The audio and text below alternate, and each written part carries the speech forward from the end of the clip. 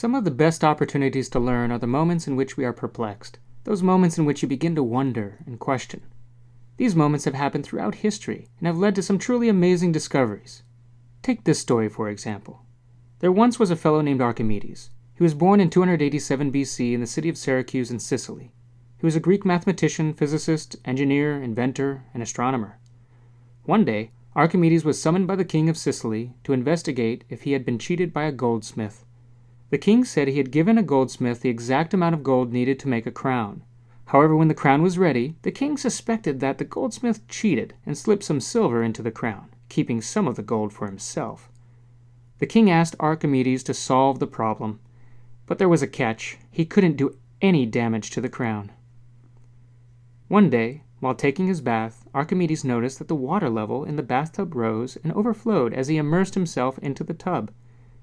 He suddenly realized that how much water was displaced depended on how much of his body was immersed.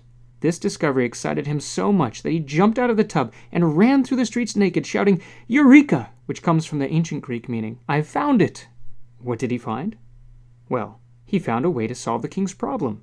You see, Archimedes needed to check the crown's density to see if it was the same as the density of pure gold. Density is a measure of an object's mass divided by its volume. Pure gold is very dense, while silver is less dense. So if there was silver in the crown, it would be less dense than if it were made of pure gold. But no matter what it was made of, the crown would be the same shape, which means the same volume. So if Archimedes could measure the mass of the crown first, and then measure its volume, he could find out how dense it was. But it is not easy to measure a crown's volume. It has an irregular shape that's different from a simple box or ball. You can't measure its sides and multiply like you might for other shapes. The solution, Archimedes realized, was to give the crown a bath.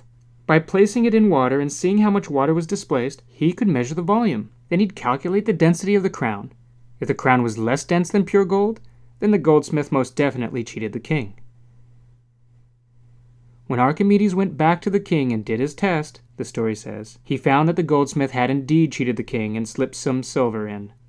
These days, using the way an object displaces water to measure volume is called Archimedes' principle. The next time you take a bath, you can see Archimedes' principle in action.